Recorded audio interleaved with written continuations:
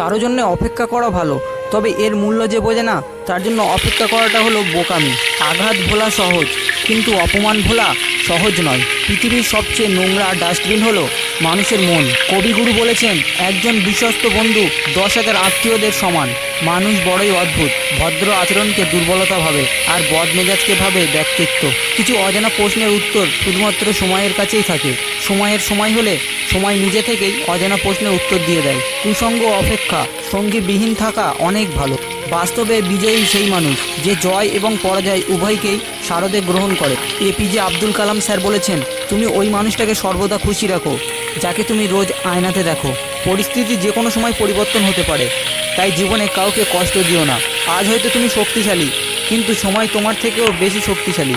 সফল হবার গল্প পড়ো না, কারণ তা থেকে তুমি শুধু বার্তা পাবে।